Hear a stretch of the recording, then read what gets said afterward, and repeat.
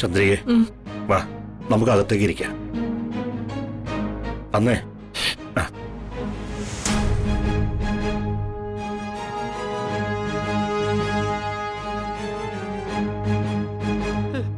എവിടെ എന്റെ തന്തേൻ തള്ളയെന്ന് പറഞ്ഞ രണ്ടെണ്ണം?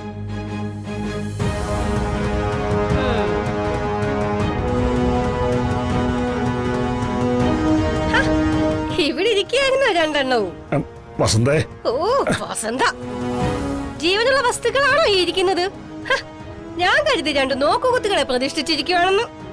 ഓ, നോക്കുകുത്തുകളായിട്ട് കുത്തി നിർത്താൻ പോലും പറ്റാത്ത രണ്ട് പേക്കോളങ്ങളായി പോയല്ലോ എന്റെ അച്ഛനും അമ്മയും. പ്രവൃത്തി ദോഷം.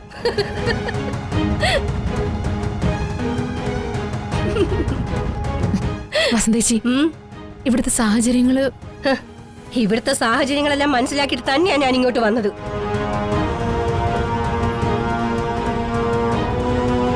ഹരിതയ്ക്ക് കിട്ടിയ തിരിച്ചടി ഇപ്പൊ വർഷയ്ക്കും കിട്ടിയില്ലേ?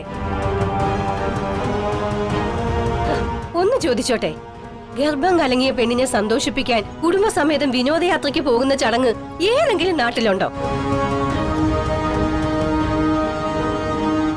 വിനോദയാത്രയ്ക്കോ പോയി ആയിക്കോട്ടെ, വിനോദിപ്പിക്കാൻ കൊണ്ടുപോയ പെണ്ണെവിടെ? മുതല് വിഴുങ്ങിയോ അതോ പുലി പിടിച്ചു തിന്നോ?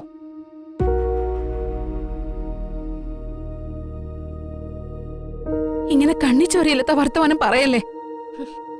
പറയൂടി, പറയും ഞാൻ. അത്രയ്ക്കുണ്ട് എനിക്ക് ദണ്ണം. ഈ തറവാട്ടിലെ ഏറ്റവും മൂത്ത മോളാ ഞാൻ. എന്നെ കാണാതായിട്ട് ചത്തുപോയോ ജീവിച്ചിരിപ്പുണ്ടോ എന്നൊന്നും അന്വേഷിക്കാൻ ഇവിടെ ആർക്കും നേരം ഉണ്ടായിരുന്നില്ലല്ലോ. എന്നിട്ട് എന്നെ കൂടാതെ വിനോദയാത്രയ്ക്ക് പോവാൻ എന്താ ഉത്സാഹമായിരുന്നു എല്ലാവർക്കും.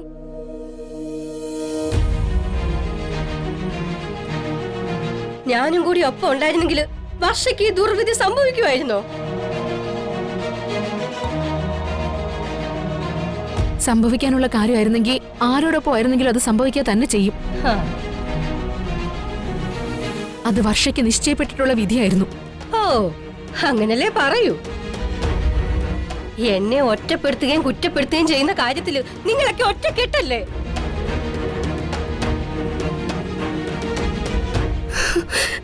എന്റെ പൊന്നനിയത്തി, എനിക്ക് ഈ ഗതി വന്നല്ലോ. ഈ ചേച്ചിയോട് അല്പമെങ്കിലും സ്നേഹവും അനുകമ്പയും ഒക്കെ ഉണ്ടായിരുന്നത് വർഷയ്ക്ക് മാത്രമായിരുന്നു.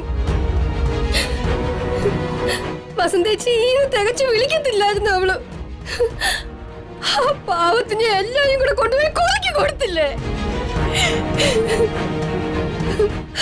അയ്യോ എന്റെ ദൈവമേ, ഞാനിത് എങ്ങനെ സഹിക്കും?